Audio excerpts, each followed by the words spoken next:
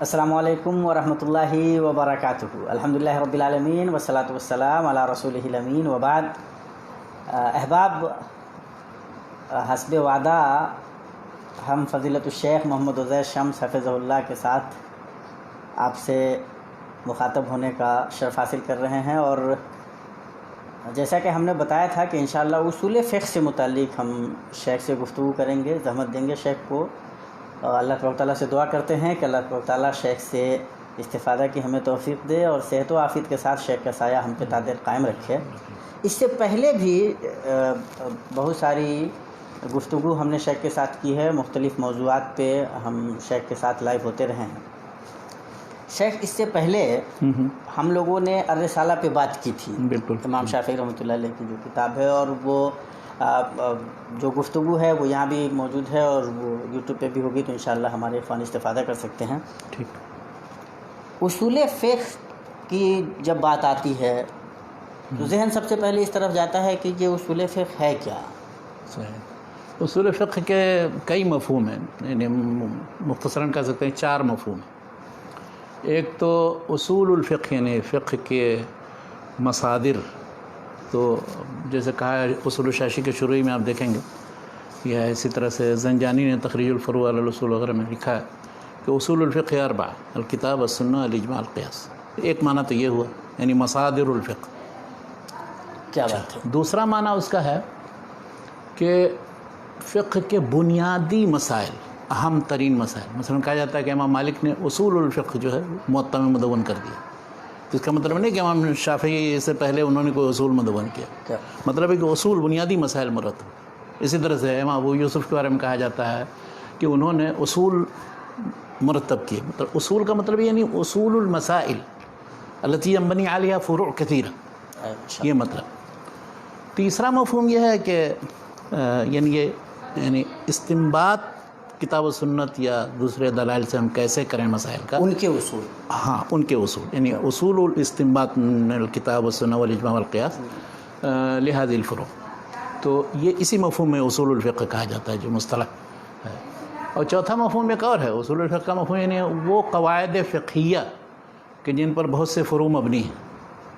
اب جیسے مثال کے طور الامور بمقاصدها، ایک قاعدہ فقہیہ، المشقۃ تجلب التیسیر، لا ضرر ولا ضرار، الضرر یزال۔ تو اس طرح جو قواعد ہیں ان کو قواعد فقہیہ کہا جاتا ہے کہ جن پر شریعت کے مسائل کی بنیاد ہے، تو ان سے اصول استنباط نہیں مراد ہے۔ اچھا، یہ مطلب خود اپنے آپ میں یہ اصول ہاں، یہ قواعد ایسے ہیں کہ جن کی بنیاد پر ہی سارے احکام شریعت ہیں، یعنی یہ کتاب و سنت سے مسائل مستنبط کرنے کے لیے قواعد نہیں ہیں، بلکہ کتاب و سنت یا بنیادی چیز پر، بنیادی ماخذ سے ماخوذ یہ قواعد ہیں بنیادی، خود یہ قواعد وہاں موجود ہیں شریعت کے اندر، ہاں وہاں سے نکال لیے گئے ہیں، اور ان سے بہت سے مسائل جو ہیں کا تعلق ہے، یا سارے مسائل جتنے شریعت کے ہیں اس تقریباً ان سب قواعد پر مبنی۔ اچھا، یہ قواعد بھی مختلف طریقے کے ہیں، کچھ متفق علیہ ہیں، کچھ کسی خاص مذہبی فقہ کی قواعد فقہیہ ہیں، حنفی، شافعی، مالکی، حنبلی۔ تو اس پر ہم گفتگو نہیں کریں گے آج انشاءاللہ۔ اصول الفقہ یعنی جس معنی میں ہم، تو شیخ یہ مطلب 4 مفہوم عام طور پہ الگ الگ، ہاں تقریباً ذہن میں آتا ہے۔ ہاں، کیا اصول فقہ کی جو یہ اصطلاح ہے، اس اصطلاح کو کسی دوسرے اصطلاح کے طور پہ بھی دیکھا گیا، اصول شریعت یا اصول دین؟ اصول شریعت اس کو اس لیے نہیں کہا جاتا ہے، عام طور پر مطلب اصول شریعت نہیں کہا گیا ہے۔ موجودہ دور میں لوگوں نے لکھی ہیں کتابیں اصول شریعت نام سے بھی، لیکن شریعت اصل میں عام مفہوم ہے۔ شریعت کا مفہوم ہے یعنی وہ دین جو اللہ تعالیٰ نے نازل کیا ہے، اور اس میں جتنے احکامات مسائل ہیں وہ ہیں شریعت۔ تو وہ ایک طرح سے فقہ اس کا اخص معنی ہے۔ فقہ اس لیے استعمال کیا گیا، عام طور پر قدیم زمانے سے استعمال ہے، پہلی صدی ہجری سے۔ قرآن کی آیت ہے فلولا نفر من کل فرقۃ منهم طائفۃ لیتفقہوا فی الدین، اگرچہ فقہ کا وہاں لغوی معنی ہے، لیکن اس میں بہرحال دین کے سارے بنیادی مسائل سے واقف ہونا، چاہے وہ عقائد ہوں، عبادات سے متعلق ہوں۔ اچھا، اسی طرح سے من یرید اللہ بہ خیرا یفقہہ فی الدین۔ تو اس لیے فقہ جو ہے وہ زیادہ استعمال ہوا ہے اور زیادہ لوگوں کے، تو اب وہ فقہ جو عام طور پر وہ مسائل کا مجموعہ ہے، اور صحابہ، تابعین، تبع تابعین کے زمانے تک وہ سلسلہ رہا ہے، تو وہ مسائل اصل میں استنباط کرنے کے سلسلے میں دو مکتب فکر تھا. ایک تو یہ کہ ڈائریکٹ ان آیات یا نصوص یا احادیث اور آثار سے مسائل مستنبط کیے جائیں جمع کر کے، تو یہ اصل و طریقت اہل الحدیث. اور دوسرا طریقہ یہ تھا کہ اپنے جو مشائخ اور مشائخ کے مشائخ ہیں انہوں نے جو مسائل مستنبط کیے ہیں ان سے کچھ ایسے اصول اور قواعد بنا لیے جائیں کہ جن کی بنیاد پر مسائل کی تخریج ہو. لہذا اصل و طریقت اہل الرائے، یہ شاہ ولی اللہ کی عبارت ہے جو میں بتا رہا ہوں. کیا بات ہے. تو اب دو طریقے سے اگر آپ استنباط کریں گے، ظاہر ہے ان کے درمیان پھر مسائل کے سلسلے میں اور احکام کے سلسلے میں اختلاف رہے گا، ظاہر نتائج فقہا کا طریقہ اور محدثین کا طریقہ. تو امام شافعی نے یہ کیا کہ انہوں نے امام مالک سے بھی پڑھ کر کے جو اہل الحدیث کا طریقہ تھا وہ بھی اختیار کیا، اور عراق میں جا کر کے پھر امام محمد بن حسن کی کتابیں دیکھی تو ان کو دونوں طریقہ اب ان کو یہ فکر لاحق ہوئی کہ کیسے ان دونوں کو بجائے اس کے کہ آپس میں ایک دوسرے سے آگے بڑھنے یا کہ اختلاف کرنے یا بہت سے مسائل کے سلسلے میں جو اپنے اپنے طور پر لوگ جو جس کو جو سمجھ میں آتا ہے وہ کرتا ہے، اپنے اصول کے مطابق قواعد پر تخریج کرتا ہے، یا کہ جس کو جو حدیث مل گئی اس سے جیسا مسئلہ نکال لیا. تو ان دونوں کو جمع کر کے کچھ ایسے اصول و قواعد بنا دیا جائیں کہ سب متفق ہو جائیں اس پر. چنانچہ یہ اصول فقہ انہوں نے مدون کیے. شیخ جب ہم لوگ اصول فقہ کی بات کرتے ہیں یا محسوس کرتے ہیں کہ چند قواعد چاہیے تھے ٹھیک جن کی روشنی میں پھر چیزوں کو دیکھا جا ٹھیک سکے، ٹھیک تو ایک بات ذہن میں آتی ہے کہ مطلب کیا کتاب و سنت میں باضابطہ یہ قواعد بتائے گئے ہیں کہ ہاں ان پہ آپ مطلب ان کو بنیاد بنا کر آپ مسائل مستنبط کر لیں، یا پھر اس سے کیا یہ ممکن نہیں ہے کہ جب آپ چند قواعد بناتے ہیں اور ان سے پھر فروع نکالنے کی کوشش کرتے ہیں تو بین ممکن ہے کہ بہت سارے نصوص ہوں جو آپ سے چھوٹ جائیں، یا پھر مطلب ان کا مفہوم کوئی اور نکل رہا ہو تو آپ کو مجبوراً مطلب ان کو کوئی اور رخ دینا پڑے، تعویل وغیرہ کرنی پڑے. تو یہ جو مطلب کیا کہتے ہیں کوشش کی اصول فقہ کی، کیا واقعتاً اس کی ضرورت تھی؟ بالکل اس کی ضرورت کیا، بالکل شدید ضرورت تھی. بلکہ کیا فوائد اس کے ہاں بھائی میں بتا رہا ہوں آپ کو. دیکھیے یہ اصول فقہ جو لوگ نہیں پڑھتے ہیں یا جو ان سے واقف نہیں ہیں تو وہ سمجھتے ہیں کہ اصول فقہ ایسی ضمنی چیزیں ہیں اور کچھ قواعد کا مجموعہ ہے اور ان کو مانیے نہیں مانیے کوئی فرق نہیں پڑتا. یہ بات نہیں. وہ بالکل اس کی مثال ایسے جیسے نحو ہے، لوگ عربی زبان کے قواعد ہیں. تو اب ظاہر ہے پہلے لوگ عربی زبان بولتے تھے، اسی مسائل بھی اسی طرح سے لوگ مستنبط کرتے تھے صحابہ کے زمانے میں، تابعین کے زمانے میں، کوئی آیت یا حدیث کی روشنی میں. لیکن استنباط کیسے کیا جائے یا عربی زبان صحیح لکھی یا بولی کیسے جائے، اس کے کیا قواعد ہونے چاہیے، تو اب جو لوگوں نے مستنبط کیا ہے اس کی روشنی میں آپ صحیح طریقے سے عربی زبان لکھیں گے بولیں گے بھی، اسی طرح صحیح طریقے سے آپ استنباط بھی کریں گے.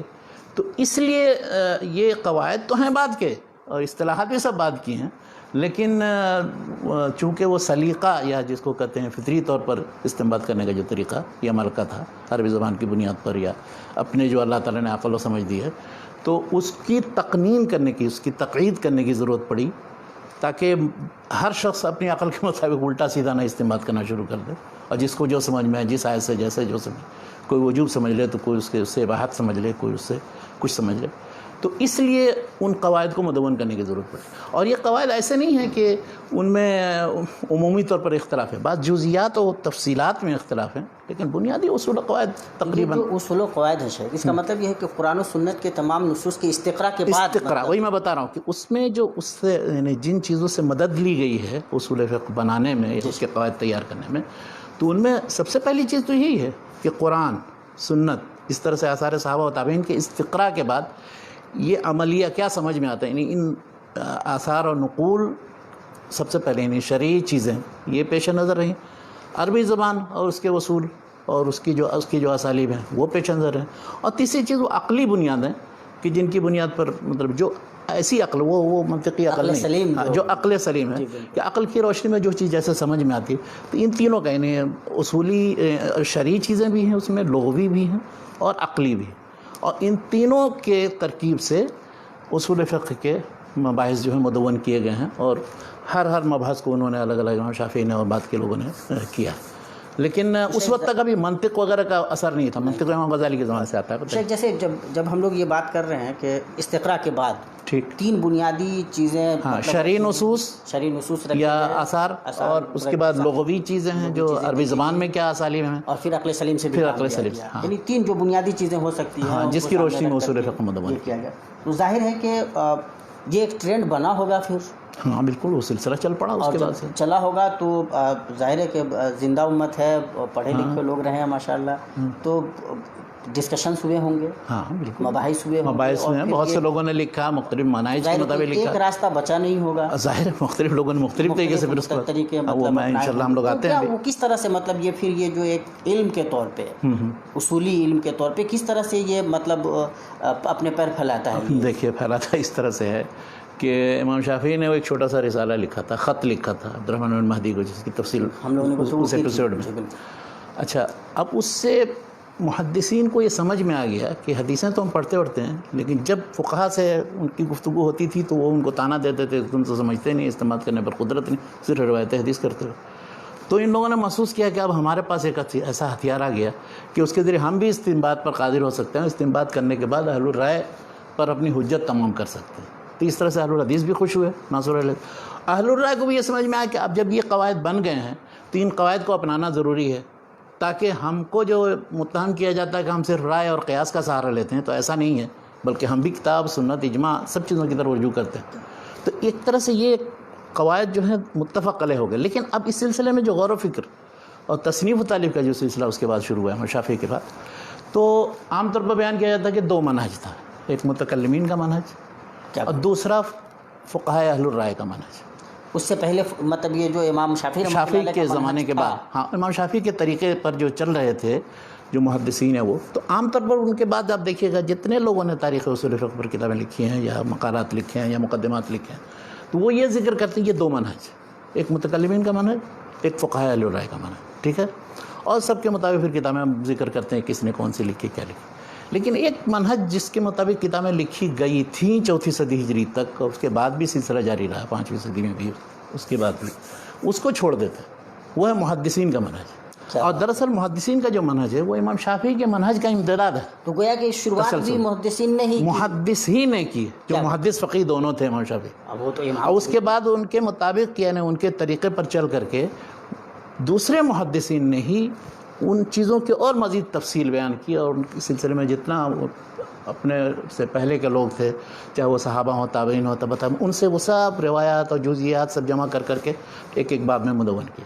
اب اس کی مثال میں دیتا ہوں، مطلب تقریباً 5ویں صدی کے 5 آدمی آپ لے لیجیے جو مشہور ہے، جن کی کتابیں موجود ہیں. جی کیا بات ہے، 5ویں صدی ہی کے اتفاق سے سبھی ہیں. اچھا ماشاءاللہ، کیا اس لیے کہ امام شافعی 3 صدی ہجری کے شروع میں وفات پا جاتے ہیں. ان کے شاگرد مثلا مزنی وغیرہ ہیں، انہوں نے کتابیں لکھی، لیکن اب وہ سب چیزیں پہنچی نہیں. بعد کی بڑی کتابوں میں جیسے البحر المحیط زرکشی ہے، اس میں کچھ نقول اور اقتباسات ہیں. تو امام شافعی رحمۃ اللہ علیہ 204 ہجری میں 204 میں وفات پا یعنی تو اب وہ 3 صدی ہجری کی کتابیں نہیں ہیں موجود. جنہوں نے لکھی ہے وہ اگر لکھی بھی اس کا نام ملتا ہے، لیکن یہ کہ پہنچی نہیں. تو ہم جب بھی بیان کریں یا ذکر کریں تو ایسی کتابوں کا ذکر کریں جو موجود ہے دنیا میں، تاکہ ان کو دیکھا جائے، استفادہ کیا جائے. کیا بات. تو 4 صدی ہجری میں 4-5 آدمی تھے، جن میں بہت مشہور ایک محدث بیہقی. تو ان کی کتاب المدخل الی السنن الکبریٰ، جس کو ڈاکٹر ضیاء الرحمن اعظمی نے چھاپا تھا، لیکن وہ انہوں نے ایشیاٹک سوسائٹی لائبریری کے نسخے کی بنیاد پر چھاپا تھا، جو بہت ہی ناقص، تقریباً آدھی تھی. تو بعد میں پھر پورا مکمل نسخہ مل گیا مدینہ میں، تو شیخ محمد اوامہ صاحب نے اس کو ایڈٹ کر کے 2 جلدوں میں چھاپ دیا. تو اب اس میں وہ سب کتاب، سنت، اجماع، قیاس سے متعلق تقلید، اور اسی طرح سے رائے کی مذمت، کون سی رائے مذموم ہے، کون سی رائے محمود ہے، ان سب سے متعلق جتنا کچھ ان تک پہنچا تھا وہ سب جمع کر دیا. یعنی امام شافعی سے پہلے کا بھی، امام شافعی کے بعد المدخل الی السنن الکبریٰ، اور بہترین زبردست کتاب ہے محدثین کے طریقے میں. دوسری ایک کتاب ہے، محدث تھے وہ بھی، خطیب بغدادی. تو بیہقی کی وفات 458 میں ہوئی، خطیب بغدادی 463 میں وفات ہوئی. ان کی کتاب ہے الفقیہ والمتفقہ، یعنی وفات میں، ورنہ معاصری تھے. تو الفقیہ والمتفقہ ایک کتاب لکھی انہوں نے. جیسے محدثین کے لیے انہوں نے اصول حدیث کی کتابیں لکھی، ویسے انہوں نے محدثین ہی کے لیے ان کو کہا کہ تمہیں لوگ جو طعنہ دیتے ہیں فقہا کہ تم کو استنباط کرنا نہیں آتا ہے، تو یہ کتاب پڑھو، لو تمہارے لیے تیار کیا ہم نے، پڑھو، اس سے تم کو سمجھ میں آ گیا قرآن سے، حدیث سے، اجماع سے، قیاس سے، اور دوسری چیزوں سے کیسے استنباط کرو، اس کے قواعد. ہاں بس یہ 2. اچھا. تیسری ایک کتاب ہے، اب آپ جائیے، یہ تو مشرق میں تھے بغداد میں، مغرب میں مغرب میں ابن عبد البر ہے، ابن عبد البر کی وفات بھی 463 میں. سیم ہاں، ان کی ایک بہت اچھی کتاب ہے جامع بیان العلم والفضل. جامع بیان العلم والفضل میں تو شروع کے نصف اول تو تقریباً علم و اس کے آداب تحصیل و عظمت، لیکن نصف ثانی میں انہوں نے قیاس اور رائے اور اس طرح سے حدیث کی اہمیت اور احتجاج بالخبر الواحد وغیرہ ان بہت سے مسائل پر بحث کی انہوں نے. تو اصول کے بہت سے مباحث کی تنقیح کی ہے اور وہ سب روایتیں انہوں نے پھر وہی جمع. یعنی یہ دیکھیے محدثین کا طریقہ تھا کہ باقاعدہ اخبرانہ حدثنا کر کے وہ سب چیزیں نقل کرتے ہیں پچھلے لوگوں سے. یعنی چوتھی 5ویں صدی ہجری تک جو کچھ اصول فقہ کے باب میں ہے وہ ان محدثین نے نقل کیا. اچھا، ان کے ساتھ ایک شامل کر لیجئے اندلسی کے ابن حزم ہیں. اگرچہ وہ ظاہری کہے جاتے ہیں، قیاس کو نہیں مانتے، قیاس کی سخت تردید کرتے ہیں، لیکن قیاس کے علاوہ جتنے مباحث ہیں ان کے وہ زوردار ہیں. فقہ کے جتنے ہیں ان کو ہاں، وہ بھی پھر وہی اخبرانہ حدثنا کے ذریعے وہ ساری چیزیں کس نقل کتاب میں کرتے لکھتے ہیں؟ وہ الاحکام فی اصول الاحکام، 456 میں ان کی وفات ہوئی. اچھا، ایک اور آخری شخص 5 میں جو مشہور میں نے بتایا، ابو المظفر السمعانی، 489 میں وفات ہوئی ان کی. ان کی ایک کتاب ہے قواطع الادلہ. تو قواطع الادلہ لکھنے کا پس منظر یہ ہے کہ ایک بہت بڑے حنفی عالم تھے ابو زید الدبوسی، انہوں نے لکھی تھی تقویم الادلہ، یعنی فقہاء اہل الرائے کے طریقے کے مطابق اصول استنباط اور قواعد استنباط. تو انہوں نے پھر اہل الحدیث کے منہج کے مطابق اصول استنباط اور ان کا مناقشہ اور ان پر رد بھی کیا اور جگہ جگہ گرفت بھی کی. کیا بات ہے. تو اس طرح سے دونوں کا منہج بالکل الگ الگ واضح ہو جاتا. تو جو بھی یہ لوگ جو کہتے ہیں کہ اہل الحدیث کا منہج کیا ہے، الگ سے کچھ نہیں، وہی متکلمین کا منہج. تو متکلمین کا منہج ہو کیسے سکتا ہے؟ اہل الحدیث تو سخت خلاف تھے علم کلام متکلمین. کیا بات ہے. اور اہل الرائے کا بھی منہج نہیں ہو سکتا. اہل الحدیث سخت خلاف تھے اہل الرائے کا، اہل الرائے سخت خلاف تھے اہل الحدیث. تو اس لیے 3 منہج ہیں، 2 منہج نہیں، یہ میں کہنا چاہتا ہوں. تو محدثین عام طور پر لوگ گول کر جاتے ہیں، ان کا ذکر نہیں کرتے ہیں نا ان کی طرف. تعجب ہے، پتہ نہیں کیسے ہو سکتی. یہ بھی وجہ ہو کہ وہ کتابیں چونکہ سب چھپی نہیں، سوائے جامع بیان العلم والفضل کی، اس میں تھوڑے سے مباحث. 5ویں صدی ہجری تک یہ 5ویں کیا صدی یہ کنٹینیوشن رہا بعد میں بھی چلا؟ بعد میں پھر اس کے بعد ہم آتے ہیں بعد میں مثلاً جب 2 صدی کے بعد پھر ابن تیمیہ آ جاتے ہیں. امام ابن تیمیہ تو مطلب بہت سے مباحث کی تنقیح اور تفصیل بیان کی ہے. پھر ابن قیم نے علام الموقعین میں اور دوسری بہت سی کتابوں میں ان دونوں نے جو کچھ بھی اضافہ کیا ہے اس باب میں، تو ان میں کوئی مکمل فہرست کن کن مباحث میں کہاں کہاں کس کتاب میں لکھا ہے. ایک ہے محمد بن حسین الجیزانی، جامع اسلامیہ مدینہ منورہ، انہوں نے کتاب لکھی ہے معالم اصول الفقہ عند اہل السنہ والجماعہ. تو پوری فہرست دے دی انہوں نے. اب بہت سے مسائل کی تنقیح انہوں نے کی. مثلا استحسان سے متعلق شیخ الاسلام ابن تیمیہ نے یہ لکھا. عام طور پر ساری کتب اصول میں آپ دیکھیے چاہے جس منہج کے مطابق، وہ کہتے ہیں کہ استحسان کیا ہے کہ کوئی مجتہد جس کے ذہن میں کوئی بات ایسی آتی ہے جو قیاس کے خلاف ہوتی ہے اور اس کے ذہن میں ہے، اس کی وجہ سے وہ قیاس کو چھوڑ کر کے وہ رائے اختیار کرتا ہے. ابن تیمیہ نے کتاب قاعدۃ فی الاستحسان لکھ کر یہ دکھایا کہ استحسان کبھی قیاس کے خلاف ہو ہی نہیں سکتا. کیا بات ہے.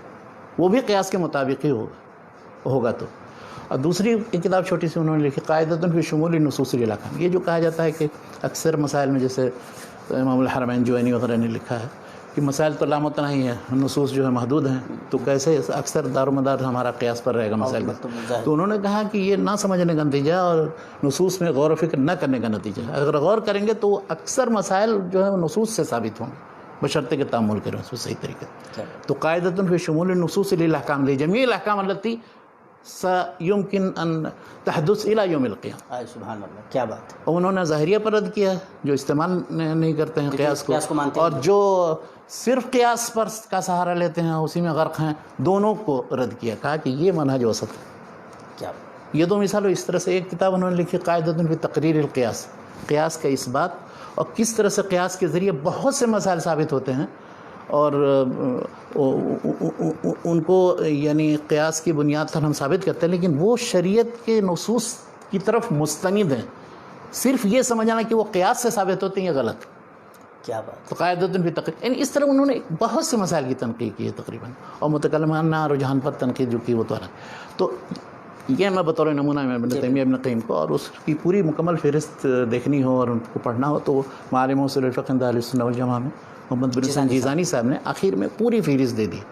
تو ان فہرستوں کی روشنی میں آپ دیکھیں ہر مبحث کی تنقیح تقریباً کی.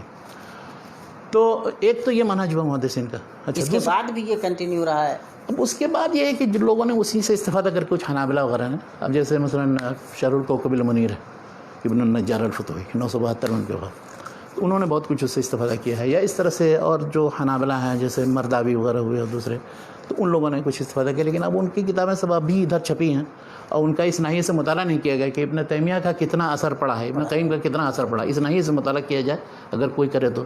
مطلب یہ بھی ایک موضوع ہاں، لیکن افسوس یہ ہے کہ جو اصول فقہ پڑھتے پڑھاتے ہیں تو ان کا یا تو تعلق متکلمین کی کتابوں سے ہوتا ہے یا اہل الرائے کے فقہاء اہل الرائے کے. متکلمین کے منہج پر جو اہم کتابیں لکھی ہیں اس میں ایک بہت مشہور تھے. اس سے پہلے ہم لوگ یہ تو سوچ رہے کہ متکلمین نے جو اصول متعین کی ان کا منہج کیا تھا؟ ان کا بھی وہی، وہ بھی نصوص میں تعامل کرتے ہیں، لیکن زیادہ تر وہ عقلی طور پر استدلال اور عقلی طور پر وہ اصول ثابت کرنا وہ پیش نظر ہوتا ہے. وہ روایات جو آثار نقل کرنے کا طریقہ ہے وہ نہیں ان کے ہیں. اچھا، ہر شخص اپنی عقل کی روشنی میں ان اصول و قواعد کے سلسلے میں دلائل پر بحث کرتا ہے اور جو چیز راجح اس کے نزدیک ہوتا ہے اس کو ثابت کرنے. چنانچہ آپس میں متکلمین خوب لڑتے ہیں، ایک نے کوئی رائے اختیار کی، دوسرا آتا ہے اس پر استدلال کا، تیسرا اس کو رد کرتا ہے، چوتھا آتا ہے پھر اس کے بعد کوئی نئی رائے پیش کرتا ہے. تو متکلمین کے یہاں تو بڑی لڑائی ہے. مطلب اس لحاظ سے اگر دیکھا جائے تو فقہاء الرائے کے یہاں ایک منہج ہے، ایک چیز ہے. وہ پرانے زمانے میں جس نے جو کچھ کہہ دیا وہی چلے آ رہے ہیں آج تک کہتے ہوئے. اللہ ماشاء اللہ بعض مسائل کے سلسلے میں بعض مسائل میں جو تھوڑا کسی نے ذرا سختی کر دیا آتے ہیں ہم ان شاء اللہ، لیکن متکلمین کی کتابوں کا بھی ذکر کرنا ضروری ہے. اچھا، اس میں 4 کتابیں بنیادی ابن خلدون لکھتے ہیں مقدمے کے اندر. یہ 4 کتابیں بنیادی. ایک ہے العمد جو قاضی عبد الجبار کی، تو یہ قاضی عبد الجبار 415 میں ان کی وفات ہے. اسی کی شرح کی ہے المعتمد کے نام سے ابو الحسن البصری نے 436 میں ان کی وفات. اور یہ ابو الحسن بصری کی کتاب جو ہے یہ ڈاکٹر حمید اللہ صاحب نے ایڈٹ کر کے چھاپا ہے 2 جلدوں میں. اور تیسری کتاب البرہان فی اصول الفقہ، یہ جوینی کی، امام الحرمین جوینی 478 میں ان کی وفات ہے. اور چوتھی جو جس کے بعد سمجھیے کہ یہ تدوین اعلیٰ طریقۃ المتکلمین کا سلسلہ ختم ہو گیا، مطلب مکمل ہو گیا، وہ المستصفیٰ ہے امام غزالی کی 505 میں ان کی وفات ہے. تو مستصفیٰ میں یہ کیا ہے کہ بہت ہی منظم انداز میں ان سارے مباحث کو، اور متکلمین کے یہاں ایک چیز یہ ہے کہ ہر چیز ان کو آپ دیکھیں گے عقلی طور پر مرتب و منظم. انہوں نے سارے مباحث کو 4 اقطاب 4 قسموں میں تقسیم کیا، 4 بنیادی قسموں میں تقسیم کیا. اور اس سے پہلے ایک مقدمہ لگا دیا، مقدمہ منطقیہ، کہ ہر چیز کی حد یا تعریف معلوم کرنے کے لیے ضروری ہے. جو شخص یہ منطقی اصطلاحات نہیں جانے گا اس کی معلومات کا کوئی اعتبار نہیں. تو اب وہ 4 کیا چیزیں ہیں؟ وہ کہتے ہیں سب سے پہلی چیز تو یہ ہے کہ الاحکام، احکام معلوم ہونے چاہیے، احکام کے بارے میں گفتگو. اس کے بعد پھر جو احکام کہاں سے نکلتے ہیں تو وہ ماخذ، یعنی کتاب سنت اجماع قیاس. تیسری چیز یہ احکام کن کے لیے، تو اب وہ ان پر گفتگو ہوتی ہے. اور چوتھی چیز یہ ہے کہ اگر اختلاف ہو اور تعارض ہو، یا مثلاً وہ لوگ جو عمل کریں گے استنباط کریں گے تو استنباط کرنے والے مجتہد ہوں گے، اور کچھ نہیں استنباط کریں گے، جو ان کی بات کو مانیں گے تو مقلد ہوں گے. تو تقلید و اجتہاد کی بحث آ گئی. تو تقلید و اجتہاد کی بحث اور ایک قواعد استنباط، اس کو انہوں نے الگ کر دیا. یعنی اصول، احکام، قواعد استنباط اور مستنبط یعنی مستثمر کون ہوگا، اس کو انہوں نے پھل سے ہی تشبیہ دی کہ ایک ثمرہ ہے، ایک مثمر ہے، ایک استثمار ہے یعنی عملیہ استثماریہ، اور ایک یعنی یہ پھل پیدا کیسے ہوا، اس کے لیے کیا سینچائی کی گئی ہے کیا. تو اس سے بہرحال مطلب بہت مرتب اور منظم کتاب ہے اور بہت ہی بہترین اصولوں میں انہوں نے لکھی ہے. اس کے بعد جو 2 بڑی اور اہم کتابیں ہیں وہ ہیں، ایک تو رازی کی کتاب ہے المحصول 606 میں ان کی وفات ہوئی، اور دوسری آمدی کی کتاب ہے 631 میں ان کی وفات ہوئی. ان کی کتاب الاحکام فی اصول الاحکام. بس اس کے بعد متکلم. اب اس کے بعد پھر مختصرات کا دور آتا ہے، وہ بعد میں ہم بتائیں. اہل الرائے کے طریقے کے مطابق جو کتابیں لکھی گئی ان میں ہے، اب ان تینوں میں جیسے جو محدثین کا طریقہ ہم نے بتایا، متکلمین کا طریقہ. متکلمین کو اس سے فکر رہتی ہے کہ یہ جو اصول فقہی ہے یہ محرر طور پر ثابت ہے کہ نہیں ہے عقلی طور پر اور دوسرے سارے دلائل کی روشنی میں. اس سے کوئی بحث نہیں کہ اس سے کس مذہب کی تائید ہوگی، کون سا مسئلہ مستنبط ہوگا نہیں ہوگا، اس سے کوئی مطلب نہیں ہوتا. مطلب کس فقہی مذہب کی تائید ہوگی یا نہیں ہوگی اس کو مطلب نہیں، اس سے کوئی مطلب نہیں. اچھا، اور یہ جو اہل الرائے کا طریقہ، اہل الرائے کا طریقہ اب تیسرا یہ ہے، وہ یہ کہتے ہیں کہ متکلمین عقلی گھوڑا دوڑاتے ہیں اور اصول متعین کرنے کی کوشش کی. فقہاء اہل الرائے یہ کہتے ہیں کہ ہم چونکہ فقہ پر بحث کر رہے ہیں تو فقہی نظائر، فقہی فروعات، فقہی امثلہ وہ دینے چاہیے بجائے اس کے کہ عقلی طور پر ہم چلے جائیں. لیکن یہ کرتے کیا ہیں اصل میں؟ ان کے اصول کو اگر ہم اصول فقہ کہیں امانت داری کے ساتھ تو کہہ نہیں سکتے ہیں اصول فقہ. کیا بات؟ اس کی وجہ یہ ہے کہ یہ دراصل کرتے یہ ہیں کہ ان کے ائمہ اور ان کے طریقے کے مطابق جن لوگوں نے جو مسائل بیان کیے ہیں تو ان سب کو پیش نظر رکھ کر کے ایسا اصول بناتے ہیں کہ تاکہ ہمارے فروع اس سے ثابت ہوں.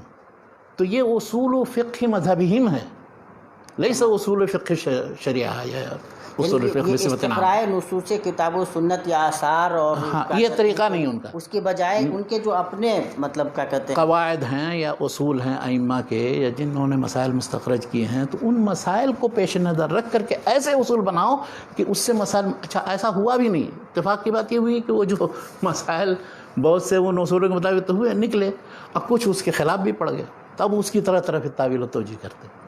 ان کی جتنی اصول فقہ کی کتابیں آپ دیکھیے گا، مثلا سب سے پہلی یا قدیم جو ہم تک پہنچی جساس، وہ الفصول فی الاصول کے نام سے 370 میں ان کے وفات ہوئی. اس کے بعد ایک ابو زید ان کی وفات بھی تقریباً 400 کچھ کتنے میں ہوئی ہے، 430 میں. تو ان کی تقویم الادلہ جس کا میں نے ذکر کیا تھا، جس پر رد کیا ہے. تیسرے ہیں سرخسی، جن کی مبسوط ہے فقہ میں، تو انہوں نے اصول فقہ پر بھی 2 جلد میں کتاب لکھی. تو سرخسی کے وفات 483 میں ہوئی. اور چوتھے ہیں جو سب سے زیادہ مشہور ہوئے اور بعد میں سارا دار و مدار تقریباً انہی کی کتاب پر ہے، وہ ہیں بزدوی. بزدوی کے وفات 482 میں ہوئی. تو یہ 4 جو ہیں ان کے اصل مؤلفین، مطلب 5ویں صدی ہجری تک تقریباً. ہاں، اس کے بعد ایک کتاب ہے میزان الاصول کے نام سے علاؤالدین سمرقندی کی. تو علاؤالدین سمرقندی تقریباً 535 میں 38 میں وفات ہوئی.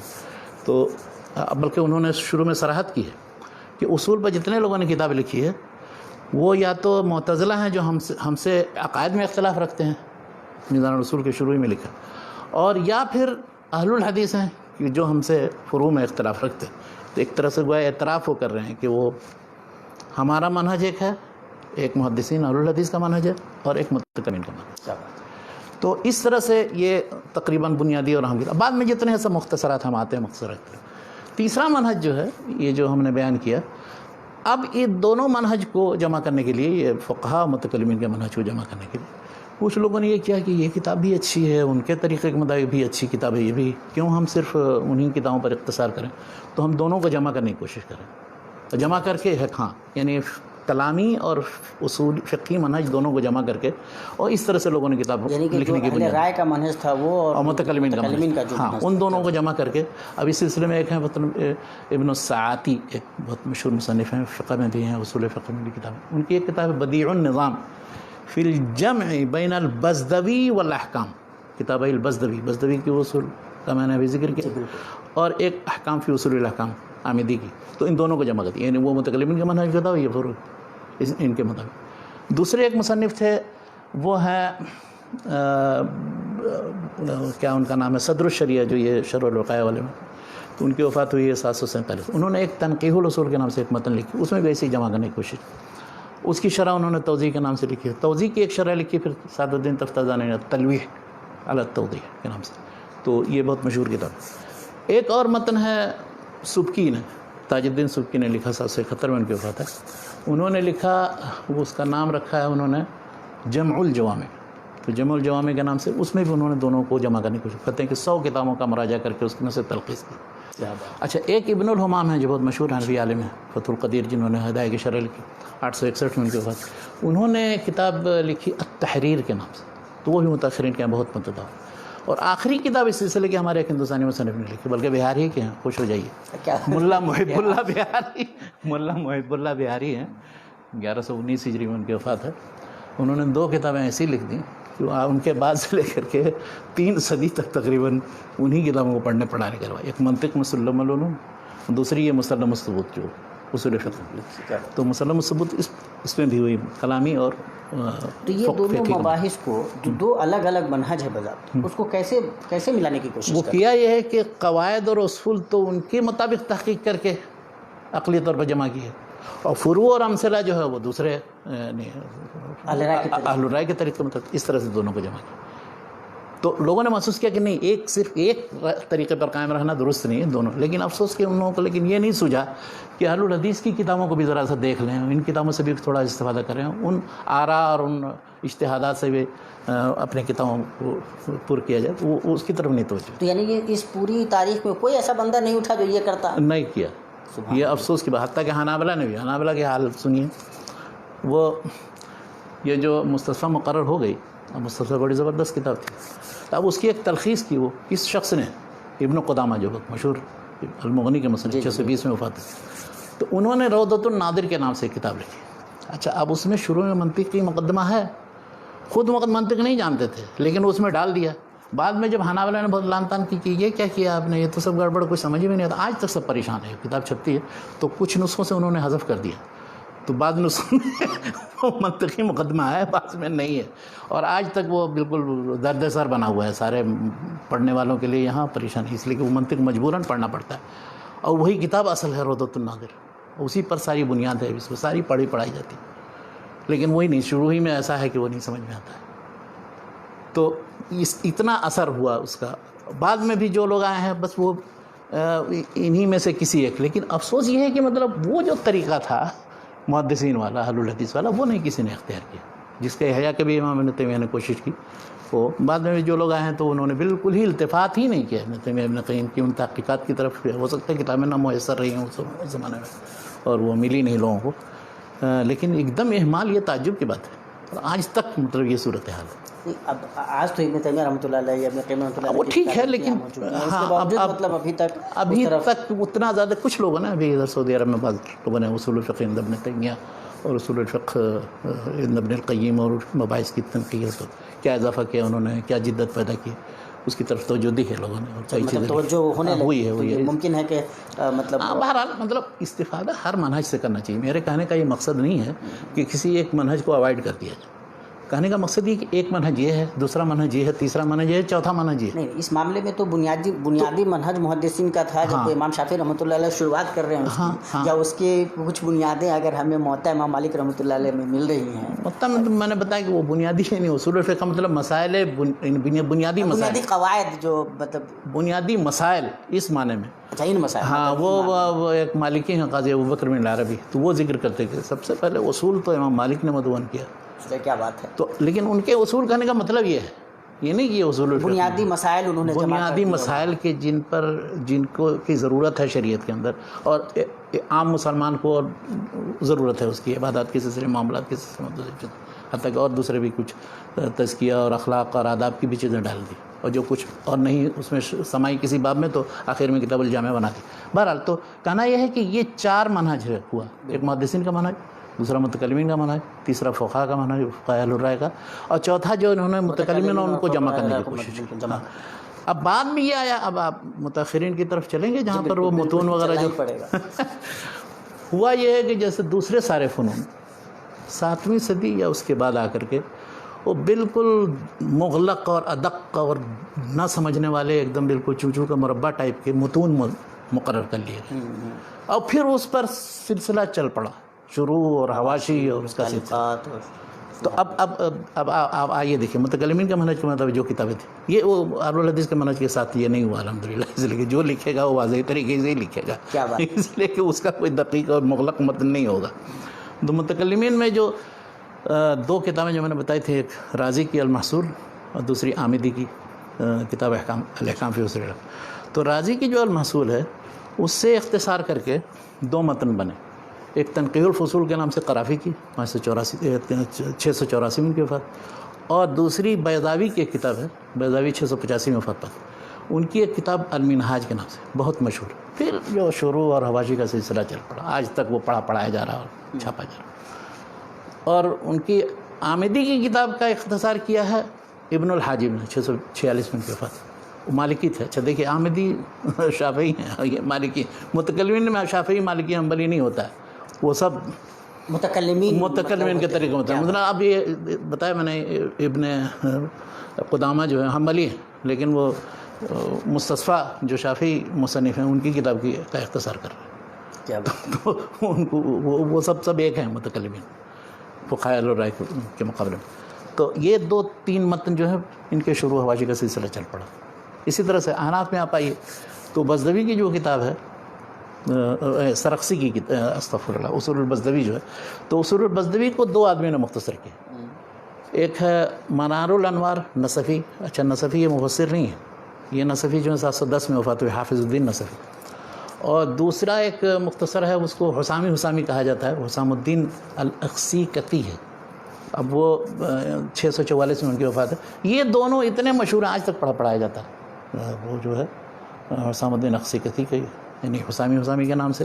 اور منار کی بھی شرح ہیں، منار الانوار کی نور الانوار شرح ہے، اور بھی بہت سی شرح ہیں. نور الانوار بہت مشہور ہے، ملا جیون کی بڑی پڑھائی جاتی. تو یہ مختصرات چل پڑے. اسی طرح سے ان میں جو مختصرات تھے جیسے التحریر ابن الحمام کی، پھر اس کے شروع عامر بادشاہ کی شرح ہے، ابن امیر حاج کی شرح ہے. اس طرح مسلم الثبوت کی تو اتنی شرحیں لکھی گئی ہندوستان میں کہ گنا نہیں جا سکتا ہے میرے خیال سے. 25 شروع لکھی گئی ہیں. اور کسی نے شرح پر حاشیہ کچھ ایسے. کی جو سب سے مشہور شرح ہے وہ ہے فواتح الرحموت کے نام سے. کیا بات، ملا عبدالعلی بحر العلوم ان کو کہا جاتا ہے. بہت سے علوم فنون کے جامع تھے، منطق، فلسفہ، علم کلام اور دوسرے ساری چیزیں. اور واقعی بہت بڑے عالم تھے، لکھنؤ کے تھے. اور ان کے ساتھ ایک حادثہ پیش آیا تو بیچارے ان کو ہجرت کر کے چھوڑ کے، وہ حادثہ کیا پیش آیا نزهة الخواطر میں دیکھا، تفصیل مل جائے گی. تو وہ ان کو چھوڑ کے جانا پڑا وہاں سے. اور وہاں سے پھر اس کے بعد چلے گئے، پھر شاہجہاں آباد گئے. یہ بحرالعلوم صاحب کب کے تھے؟ یہ 1225 میں وفات ہوئی ہے مدراس میں. وہیں آ رہا تھا میں، پھر کہاں سے گھومتے پھرتے ہوئے تو گئے اپنے شاگردوں کے ساتھ. مجبوراً نکلنا پڑا لکھنؤ سے. تو شاہجہاں آباد گئے، وہاں 20 سال رہے، پڑھایا. اس کے بعد وہاں سے نکل کر کے پھر کسی جگہ گئے، یہاں تک پھر بنگال گئے. وہاں بہار ایک جگہ ہے بردوان میں، وہاں سے پھر اس کے بعد مدراس چلے گئے. تو مدراس میں بڑی ان کی آبگت ہوئی اور کافی ان کی تعظیم تکریم. جہاں جاتے تھے اپنے 400-500 شاگردوں کے ساتھ ہی جاتے تھے. تو وہیں جا کے پھر وہاں پڑھایا اور بہت ان کو ایک تکریم کی. اور اتنا زیادہ تکریم کی کہ جب وہ وہاں پہنچے، پتہ چلا پہنچے ہیں، تو ان کو اتارنے کے لیے خود وہاں کا جو نواب تھا وہ گیا اور اس نے کندھا دیا اور اس کے بعد اتارا. یہ تکریم تھی، علماء کی یہ قدر تھی اور یہ اہمیت. وہیں ان کی وفات بھی ہوئی، وہیں دفن بھی ہوئے. میں گیا ہوں، ان کی قبر کی بھی زیارت کی میں نے. ایک بہت بڑا اللہ. تو وہ واقعی بہت بڑے اس لیے کہ اس میں فواتح الرحموت میں آپ دیکھیے. اور ان کی زندگی، ان کے حالات زندگی پر پڑھی انہوں نے لکھا ہے. محمد یوسف کوکن عمری صاحب نے ایک بہت اچھا رسالہ ان کی سارے کتابوں، ان کی تحقیقات وغیرہ کی. وہ چونکہ مدراس پہنچ گئے اس لیے انہوں نے، مدراسی تھے تو اصلاً وہ لکھنؤ کے ہیں. وہ ملا نظام الدین جو ہے انہیں یہ بیٹے ہیں عبدالعلی بحر العلوم سے لگایا تھا کہ سارے علوم فنون میں. تو وہ کوکن صاحب کی جو کتاب ہے، ابھی ان پر ایک مضمون دیکھا میں نے، معارف میں چھپا ہے. ایک دم پھسپھسا سا مضمون، نہ ان کی شخصیت کا کوئی اظہار، نہ ان کی کتابوں کی کوئی قدر و قیمت. ان کی کتاب الارکان الاربعہ، رسائل الارکان کے عبادات پر لکھا ہے. اسی طرح سے یہ جو فواتح الرحموت ہے مسلم الثبوت کی شرح، اس میں ایسی نفیس تحقیقات ہیں کہ تعجب ہوتا ہے. اب حنفی عالم ہیں، انتصاب ہے حنفی، لیکن وہ تقلید کا فصل کوئی پڑھ لے اگر تو سمجھ میں آ جائے گا کہ کیسے حنفی تھے. اور انہوں نے کہا کہ اللہ تعالیٰ نے نہیں کہیں کسی جگہ جواب ہے، لا واجب الا ما وجبہ اللہ. کہاں اللہ تعالیٰ نے واجب کیا تقلید؟ کیا بات. اور بھی بہت سی چیزیں. اور یہ کہا یہ ہوس من حواسات المتاخر. کیا بات. اور اصل میں بعض لوگوں نے یہ لکھ دیا تقلید کے مسئلے میں کہ کوئی شخص اگر حنفی سے شافعی ہو جائے تو یعذر. اسی پر ان کو جو رگ حمیت پڑھ کی کہ یہ کون سی بات ہوئی، یہ تو ہماری بدنامی، ہمارے مذہب کی بدنامی کا باعث ہے. اس طرح کی تصریح لوگ سمجھتے فخر ہے، بیوقوفی کی بات. تو اس پر انہوں نے وہ جو لکھا، آخری صفحات ہیں اس کی، اگر کسی کو بھی کتاب میں اثر ہو، وہ مستصفیٰ کے ساتھ چھپتی ہے مصر میں بلاق میں. تو سب سے آخری 2-1 صفحے میں آپ دیکھیں تو یہ مبحث ملے گا. پڑھیں، اس کے بعد کہیں سب کو دعوت دیں گے اسی طرح کے حنفی بن جائیں. کیا بات. آپ کو کوئی سوال ہو تو کیجیے نا. یہ جو مجھے چھوڑ دیں گے تو میں پتہ نہیں کیا بولتا رہوں. جب دریا چل پڑے تو چلتا رہے. اچھا ہے. میں یہ کہہ رہا تھا شیخ، اس سے ایک چیز یہ سمجھ میں آتی ہے کہ یہ جو مباحث رہے ہیں اصول فقہ کے اور جو ٹرینڈ رہا، یہ 2 ٹرینڈ ہی عام رہا متکلمین کا اور پورے. ظاہر ہے کہ جب اتنی شرحیں لکھی جا رہی ہیں، کتابیں لکھی جا رہی ہیں اور کتابیں رائج ہو رہی ہیں، تو اس کا مطلب یہ ہے کہ یہ ٹرینڈ ہی عام رہا. بالکل. اس ٹرینڈ کے عام ہونے کا اتنا مطلب کیا کہتے ہیں پورے عالم اسلام پہ چھا جانے کا کیا مطلب امپیکٹ پڑا؟ اس کا نتیجہ یہ نکلا کہ جو جس مذہب یا مکتب فکر کا حامل تھا وہ اس پر ڈٹ گیا. مطلب وہ اسی پر سختی کے ساتھ جم گیا. یعنی دوسرے چیزوں سے افکار سے استفادہ کرنا ہے، دوسرے مکاتب فکر کے لوگوں یا ان کی تحقیقات سے استفادہ کرنا ہے، وہ صرف یہ بحر العلوم جیسے 2-4 آدمی تھے، یا شاہ ولی اللہ جیسے. شاہ ولی اللہ نے تو ایک جگہ وہ ایسی باتیں لکھ دی ہیں کہ تعجب ہوتا ہے، اور لیکن اس کے بعد تو کوئی ان کو حنفی ماننے کے لیے تیار نہیں ہوگا. لکھا انہوں نے ایک جگہ حجت البالغہ جلد اول صفحہ 160 میں، وہ اس سارے حنفی اصول و قواعد کی طرف اشارہ کرتے ہوئے لکھ رہے ہیں. وعندی ان المسألة القائلة بأن الخاص مبين ولا يلحق البيان وأن الزيادة نسخ وأن العام قطعي كالخاص وأن لا ترجيح بكثرة الرواة وأنه لا يجب العمل بحديث غير الفقيه وأن لا عبرة بمفهوم الشرط والوصف أصلا وأن موجب الأمر هو الوجوب البتة وأمثال ذلك أصول مخرجة على كلام الأئمة. وہ کہتے ہیں کہ یہ ائمہ کے نہیں اصول ہیں، یہ بعد میں ان کے کلام سے جو تخریج لوگوں نے کیے ان کے. وأنه لا تصح بها رواية عن أبي حنيفة وصاحبه. کیا بات ہے. تو اب یہ اب احناف سوچیں کہ یہ کس طرح کے حنفی تھے. ان پر ایک کتاب لکھی ہے ڈاکٹر مظہر بقا صاحب، اصول فقہ اور شاہ ولی اللہ. کیا بات. تو انہوں نے ان کے سارے اصولی نظریات بھی بیان کیے ہیں. انہوں نے کہا کہ یہ اصول میں شافعی تھے. اب ان کو کچھ سمجھ میں نہیں، ایسے تو نہیں کہہ سکتے ہیں کہ وہ اہل حدیث تھے، تو ان کو شافعی بنا دیا. اچھا سبحان اللہ. وہ اصول میں شافعی تھے، اور دلیل یہ دی کہ وہ ابو طاہر کردی جو ان کے استاد تھے وہ شافعی تھے، تو اس لیے شافعی ہو گئے. ہاں یہ شافعی. حتیٰ کہ انہوں نے اپنی کتاب میں صرف اصولی پر اکتفا نہیں کیا، وہ جو شرح لکھی ہے المصفہ کے نام سے موطا کی فارسی میں، اس میں انہوں نے باقاعدہ احصائیہ کر کے دکھایا ہے. ڈاکٹر مظہر بقا مرحوم یہیں پر تھے ام القرى یونیورسٹی میں، اور ان کی کتاب چھپی ہے 2 بار، میں اس کا بھی قصہ بتاتا ہوں. تو اس میں احصائیہ کر کے دکھایا کہ 80% سے زیادہ مسائل میں انہوں نے حنفی مذہب کو مرجوع قرار دیا. امام شاہ ولی اللہ. گریٹ، کیا بات ہے. تو اب یہ جب اس کتاب کے 2 ایڈیشن ہیں. ایک ایڈیشن چھپا تھا ادارہ تحقیقات اسلامی اسلام آباد میں، پہلا ایڈیشن. اس میں کیا کیا، وہاں ڈاکٹر صغیر حسن معصومی اس زمانے میں شاید ڈائریکٹر تھے، انہوں نے مراجعہ کر کے وہ سب اس طرح کی چیزیں سب حذف وصف کر دی. یعنی بالکل شاہ ولی اللہ پکے حنفی رہے ہیں ہماری طرف سے، وہ سب چیزیں حذف وصف کر. سبحان اللہ. تو یہ یہاں تھے مظہر بقا صاحب مرحوم، اللہ تعالیٰ مغفرت کرے. یہ بہت برا لگا کہ یہ کیا کیا، ہماری کتاب کا مسئلہ کر دیا. اچھا یہ کتاب وہ PhD کا مقالہ ان کا ڈاکٹر سید محمد یوسف جو میمن صاحب کے شاگرد تھے، ان کے انڈر میں کراچی یونیورسٹی میں لکھا تھا. تو کتاب وہ بھی ہو کسی بھی شخص کی کوئی کتاب ہو، اس میں آپ تصرف کا، ناشر تصرف کا حق نہیں رکھتا، محقق تصرف کا حق نہیں رکھتا، جیسا ویسے چھپنا چاہیے. چنانچہ کو غیرت آئی، انہوں نے کہا کہ اچھا تو پھر سے کتابت کروائی. انہوں نے کراچی میں پورا اصل جو تھا وہ چھاپا. تو وہ دوسرا ایڈیشن ہی معتمد. اس میں دیکھیے سارے احصائیہ اسٹیٹکس باقاعدہ دکھایا ہے کہ کتنے مسائل میں کہاں امام شاہ ولی اللہ نے کیا رائے اختیار کی کہاں.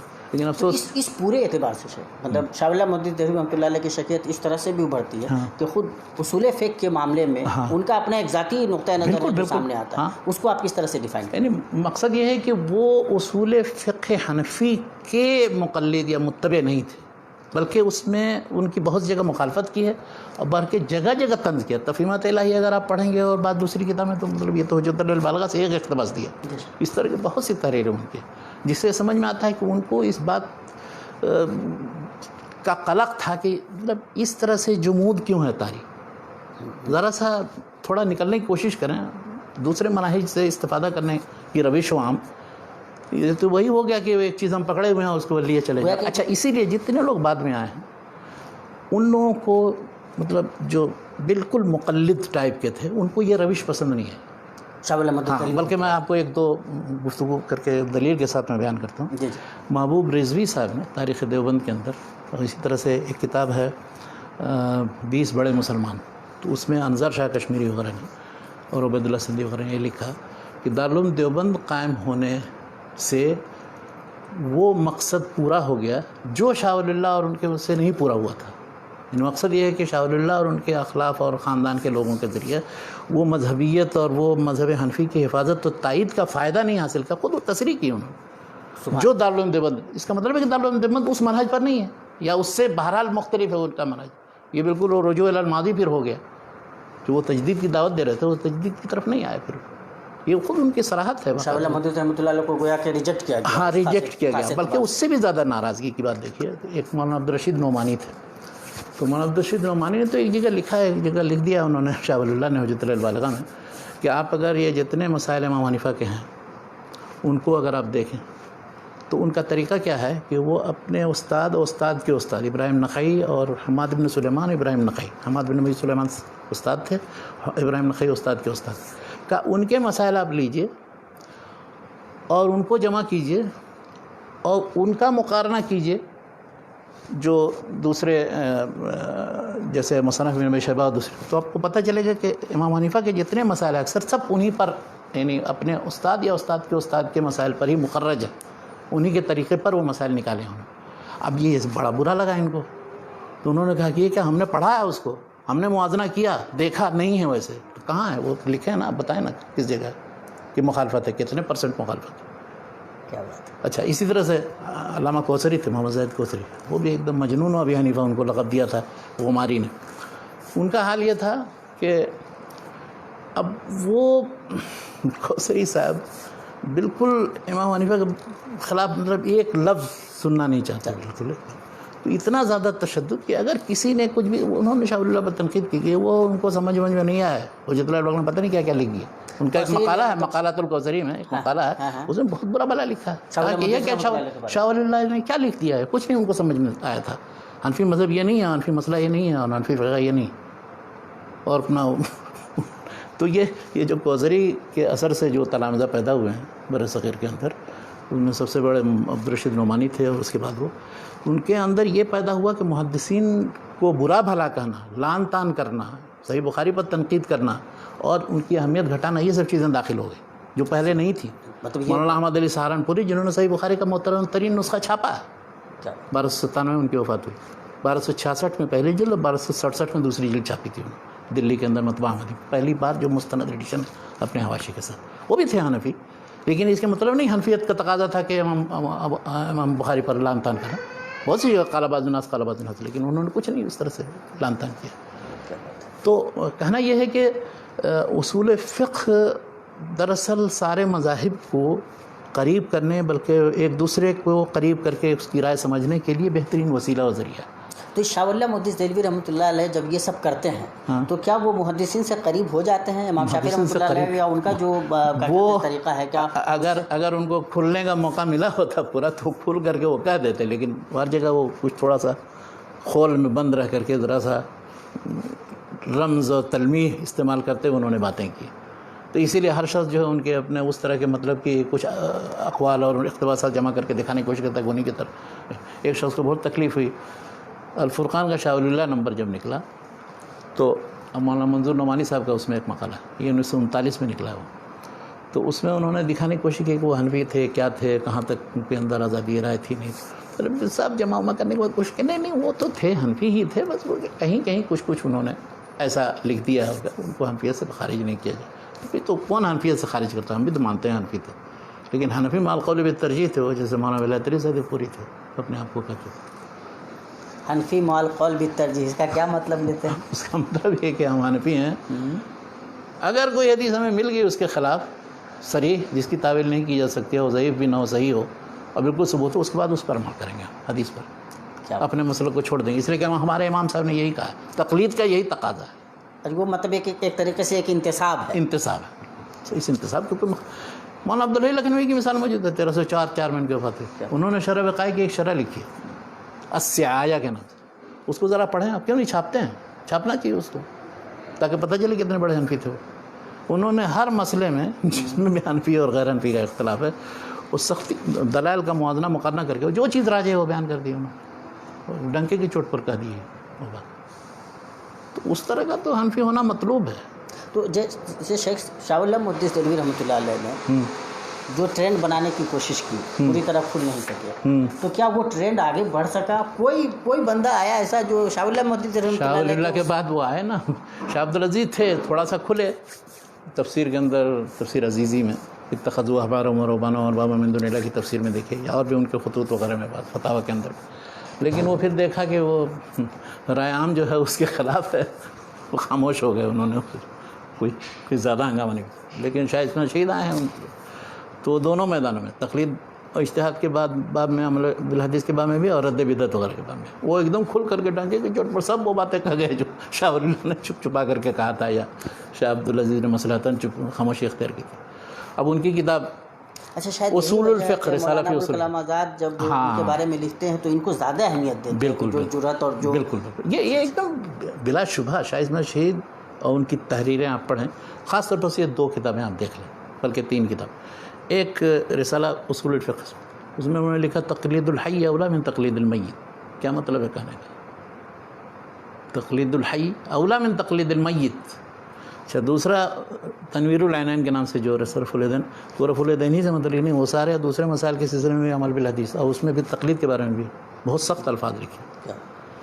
تو لیکن یہ سب کتابیں اتنا متداول نہیں ہوئیں، اور کچھ لوگوں نے چھاپا شائع کیا، لیکن یہ کہ اس کا پھر وہ جہاد میں شہید ہو گئے. اور ان کے طریقے پر پھر کچھ لوگ تھے، جیسے مولانا بشیر الدین قنوجی تھے، یا نواب صدیق حسن خان تھے، یا میاں نذیر حسین مودودی دہلوی تھے. پھر ان کے تلامذہ کے ذریعے جو الحدیث کی فکر پھیلی، اور ان کے مقابلے وہ بھی علماء تھے جو دیوبند سے تعلق رکھتے تھے. تیسرے وہ جو تھے بالکل مبتدع، جو ان پر رد کرتے تھے، تکفیر کر رہے ہیں آج تک. یہ جو مطلب کیا کہتے ہیں، شاہ اسماعیل دہلوی رحمۃ اللہ علیہ، اور بعد میں جیسے غفاری رحمۃ اللہ علیہ، یا سید نذیر حسین محدث دہلوی رحمۃ اللہ علیہ، تو ان لوگوں کے جو مطلب کا جو سلسلہ چلا، ان کے جو تلامذہ ہوئے، انہوں نے بھی کیا اصول فقہ میں ایک علم کے طور پہ قبول کیا، اس پہ کچھ لکھا؟ ہاں لکھا. یا تو دیکھیے کلی طور پر بھی بعض مسائل سے متعلق بھی الگ الگ، اور اجتماعی طور پر مثلا نواب صدیق حسن خان کی مشہور کتاب ہے حصول المعمول من علم الاصول، تو وہ انہوں نے بہت پہلے چھاپی تھی اپنی زندگی میں، مصر میں بھی چھاپی تھی اور یہاں ہندوستان میں بھی. اور وہ کتاب دراصل ارشاد الفحول جو علامہ شوکانی اس کا اختصار ہے، اور انہوں نے اچھا اختصار کیا، اس لیے کہ ارشاد الفحول بھی جو ہے شوکانی کی، جن کی وفات 1250 میں ہوئی، تو انہوں نے البحر المحیط جو بہت بڑی کتاب ہے، جس میں کئی 100 کتابوں کو پڑھ کر کے اس کا خلاصہ اصول فقہ کی کتابوں کا ڈال دیا اس میں، تو 794 میں زرکشی کی وفات. تو البحر المحیط کو وہ نچوڑنے کی کوشش کی، تو نچوڑا ہے تو وہ بہت اتنے نام اور اتنے اختلافات، تو نواب صاحب نے یہ کیا کہ سب نام اور اختلافات وغیرہ سب حذف کر دیا.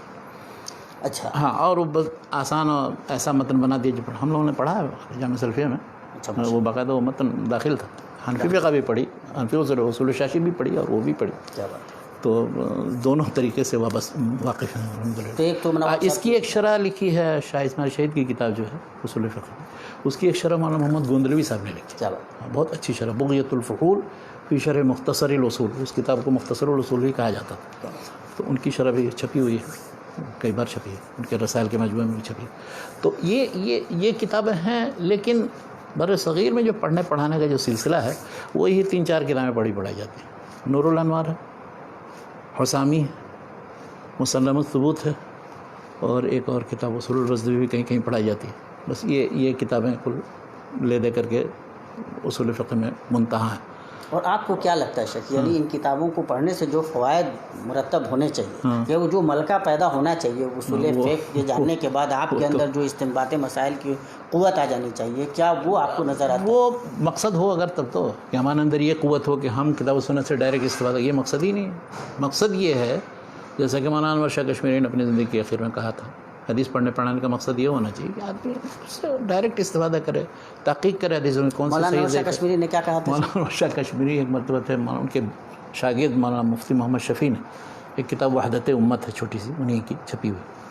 تو اس میں لکھا کہ ایک بار آئے تھے وہ قادیانیوں کے خلاف کوئی کسی جلسے میں شریک ہونے کے لیے.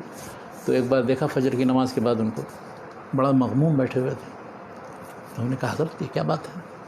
تو انہوں نے کہا کہ مت پوچھو، ہم نے عمر ضائع کر دی. کہا ارے آپ نے کیسے عمر ضائع کر دی؟ کہا کہ آپ نے اتنا دین کی خدمت کی، آپ کے اتنے شاگرد ہیں. اور کہا نہیں میں سچ کہتا ہوں، ہمارے تحقیق کا، تدریس کا، مطالعہ کا سب کا محور یہ رہا ہے کہ کس طرح سے ہم اپنے مذہب کی تائید کریں، امام حنیفہ کے مذہب کی اپنے مسلک کی تائید کریں، جبکہ یہ مطلوب نہیں تھا، یہ نہیں ہونا چاہیے تھا. تو اسی لیے میں کہہ رہا ہوں کہ میں نے عمر ضائع کر دی. کیا بات کہ مولانا انور شاہ کشمیری صاحب کو احساس ہو گیا تھا، اور دوسرے لوگوں کے لیکن ان کے تلامذہ کو احساس نہیں ہوا. کیا بات. تو یعنی کہ پڑھنے کا مقصد کیا ہونا چاہیے؟ تو پڑھنے کا مقصد یہ ہونا چاہیے کہ بغیر کسی تعصب کے کتاب و سنت سے مسائل کا استنباط کیسے کریں. اچھا وہ مسائل صرف پرانے ہی مسائل ہیں نہیں جو مبوس ہو گئے ہیں، جن پر گفتگو ہو چکی. بہت سے نوازل نئے مسائل پیش آئیں گے، وہاں کیا کریں گے؟ وہاں بھی رہیں گے نہیں وہ اصول فقہ حنفی کیا ہے وہی ہماری مدد کرے. آپ کو تو پوری امت جو صحابہ کرام سے لے کر کے آج تک کے جتنے مجتہدین ہیں، جتنے علماء ہیں جنہوں نے کسی موضوع پر کوئی گفتگو کی ہے یا کسی نے کچھ لکھا ہے، کوئی رائے دی ہے، ان سب سے استفادہ کرنا چاہیے. اسی چیز کی دعوت دینی چاہیے. آج کل جتنے مجامع فقیہ ہیں فقہی اکیڈمیاں چاہے عرب ممالک میں ہو ہندوستان کے اندر، اس میں یہ ہوتا ہے کہ ہر مکتب فکر کے لوگ اکٹھا ہوتے ہیں، ہر تخصص کے لوگ اکٹھا ہوتے ہیں، ڈاکٹر، انجینئر، دوسرے فلکیات کے ماہرین، اس کے بعد ان سے متعلق گفتگو ہوتی ہے. تو اس کو ایک اچھا ٹرینڈ کہا جا سکتا ہے. تو یہ ہونا چاہیے اور یہی ہے. اب جتنی موضوعات فقہیہ ہیں، جو فقہی موضوعات جو تیار ہو رہی ہیں، ان کا بھی وہی حال ہے. مصر میں ایک جمال عبد الناصر نے کے زمانے میں ایک موضوع الفقہیہ تھا، کویت میں پھر 45 جلدوں میں چھپا ایک موضوع فقہ، اس میں بھی سارے مذاہب کو لے کر کے وہ سب کے دلائل دے دیتے ہیں، اس کے بعد پھر اس کی روشنی میں اب اگر کوئی کہے کہ نہیں وہ اب وہ زمانہ گیا، ایک مذہب میں صرف محصور رہنے کا. ہاں لیکن جس جگہ جس علاقے میں جو مذہب ہے اس مذہب کو پڑھنا چاہیے، اس کے اصول و قواعد سے واقف ہونا چاہیے. یہ نہیں کہ ناواقفیت میں آپ اس کی مخالفت کریں اور ان کی کتابوں کا آپ نکال باہر کر دیں درس میں سے، یہ بھی نہیں ہونا چاہیے. کیا بات ہے، مطلب ظاہر واقفیت تو بہت. ہم لوگوں نے دیکھی سب کتابیں پڑھی ہیں. کیا بات ہے. اب وہ یہاں لکھی گئی تھی کتاب تسہیل الاصول کے نام سے جامعہ اسلامیہ میں پڑھائی جاتی. تو جامعہ اسلامیہ میں تیار ہوئی، وہ جب ہم جامعہ سلفیہ میں تھے وہ کتاب مقرر تھی. اچھا وہ ایک دلچسپ واقعہ سنی ہوئی، بہت سنجیدہ قسم کی گفتگو ہوئی، اس لیے تھوڑا سا اس میں.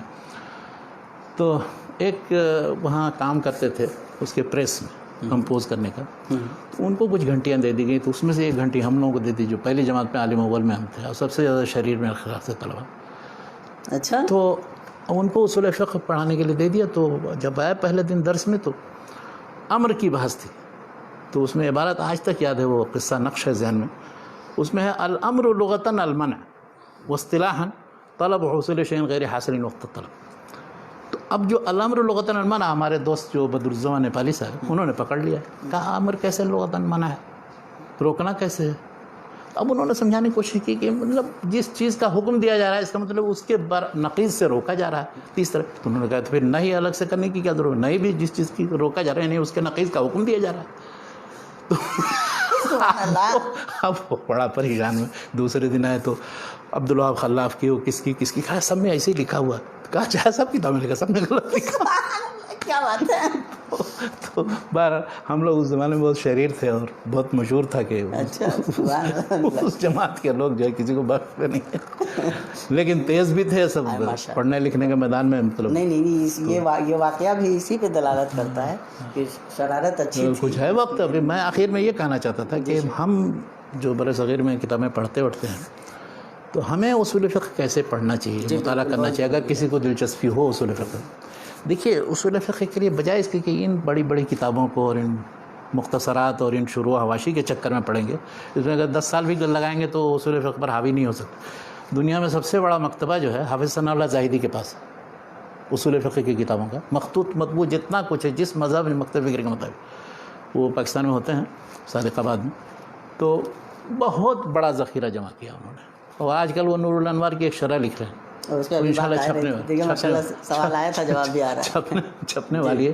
اس میں انہوں نے یہ کیا ہے شرح میں اپنی طرف سے کچھ لکھنے کے بجائے سارے حنفی علماء جو پرانے تھے بڑے بڑے، جیسے عبدالعزیز بخاری ہیں تحقیق کے مصنف، یا اس طرح سے کشف الاسرار کے مصنف، بہت بڑے محقق تھے 8ویں صدی، ان کے اقوال اور دوسرے حنفی علماء کے سارے مخطوطات مطبوعہ سے جمع کر کے وہ اس کے خلاف نقطہ، مثلا وہ کہتے ہیں کہ ابو ہریرہ فقیہ نہیں تھے، یا فقیہ جب تک نہیں ہوگا تو اس کی روایت نہیں قبول کی. اب وہ اس کے خلاف جتنا کچھ حنفیوں نے لکھا ہے خود وہ پیش کر دیا نیچے ہامش میں. تو اب یہ تو مطلب اس کتاب کو ایک دم بالکل رد کرنے کا مترادف ہے یہ. تو وہ ابھی تیار کر رہے.